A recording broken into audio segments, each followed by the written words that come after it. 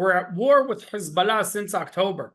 Hezbollah has been attacking with thousands of rockets and mortars, about 200 attacks, monthly attacks all across the northern front towards army bases, soldiers, civilians, communities all along the border. And that's why we have 43 communities evacuated, 60,000 people or a little more evacuated from the north since October.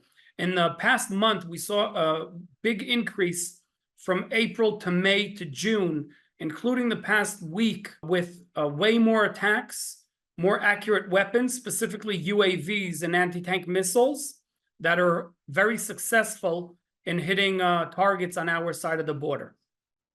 I feel we are getting closer to war, although I don't see that as an imminent reaction. I don't see real movement here. I don't think Israel wants to go to war yet. We have the threat and we have to eliminate it, but I don't think Israel wants to fight a war on two fronts unless we're forced to. Every time Hezbollah attacks Israel, it's risking a greater retaliation and eventually the next move up. If we're scaling up all the time, eventually we'll reach a ground maneuver. I don't think we're talking about today, tomorrow. Eventually that might be the sad outcome of the conflict in the north. The Hezbollah terror organization in Lebanon has been escalating its attacks against Israel. Since deciding to join the war that Hamas started on October 7th, Hezbollah has fired over 5,000 rockets, anti-tank missiles, and explosive UAVs from Lebanon at Israeli families, homes, and communities. Hezbollah's increasing aggression is bringing us to the brink of what could be a wider escalation, one that could have devastating consequences for Lebanon and the entire region. Beyond the size of Hezbollah and the accuracy of their weapons and the support they get, the training they get, that's way greater than Hamas, we can add a difficult terrain. The geography is much harder to control. We've been in South Lebanon and suffered and had a difficult time in the past. And the element of surprise is taken away. Once Israel tells the whole world, including the enemy, this is where we're going next so civilians can leave, we're essentially giving up our greatest advantage, the surprise. So I think Lebanon would be a very difficult situation, in many ways worse than we saw in the south. Eventually, the stronger force, the bigger army prevails, but it takes longer. There's more casualties on both sides, by the way. More civilians will be killed on both sides. If I try to compare it to Gaza, essentially in Gaza, we chose the area that we invade. We chose the entrance points because everything is pretty flat. It's on the coast. In Lebanon, there's several routes that allow us to move in with large units. You can't just choose and go from wherever you want.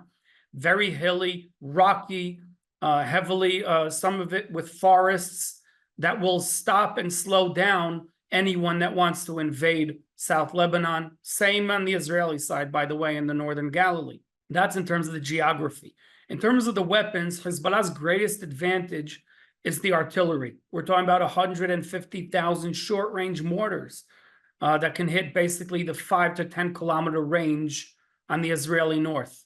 We're talking about 65,000 mid-range, tens of kilometers that can hit the whole north, up to 40 kilometers, up to Haifa, Tzfat, Tveria.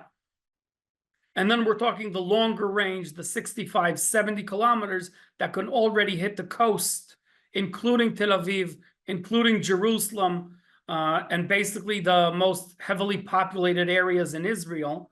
Hezbollah actually have also weapons that can go beyond that and all across Israel. Another fact is that the numbers might not mean much, but the accuracy, a lot of these weapons are accurate weapons that can actually hit a specific building, a specific hospital, specific army base, gas rigs, important infrastructure, civilian infrastructure that Hezbollah is threatening to hit if they attack. Tel Aviv would obviously be the holy grail. If it's a government building, if it's a military building, if it's any energy-related building, it's a great target for them. Although we're really proud of the defense systems that we're using in the south and the north, we are limited. We're limited with the number of Iron Dome batteries, for instance. We're limited with the amount of ammunition, and we're limited because at the end of the day, it's a statistical weapon.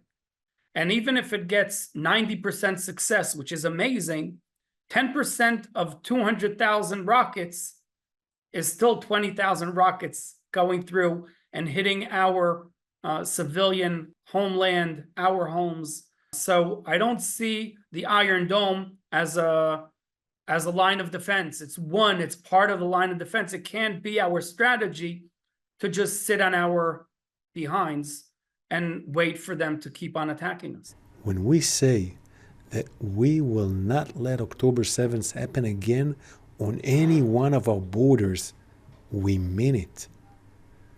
Because of Hezbollah's refusal to comply with UN Security Council Resolution 1701, because of Hezbollah's military infrastructure, weapons, and fire at Israel from the area south of the Litani River in southern Lebanon, and because of Lebanon's failure to enforce 1701 on Hezbollah, Israel will take the necessary measures to protect its civilians until security along our border with Lebanon is restored.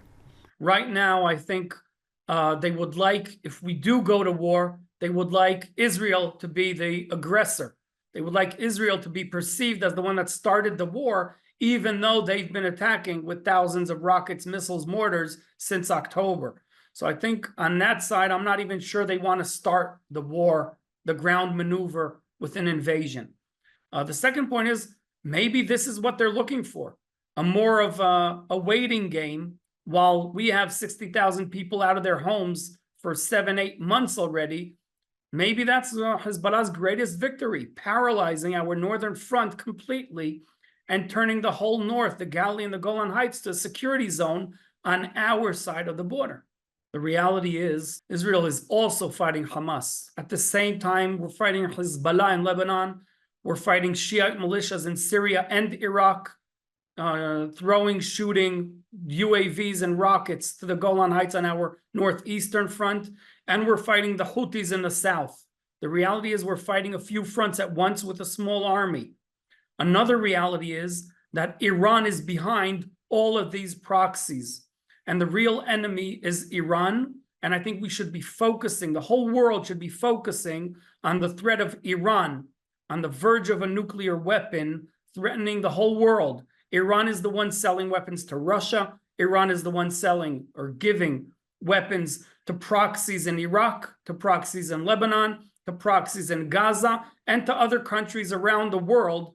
And the world is pretty silent about it.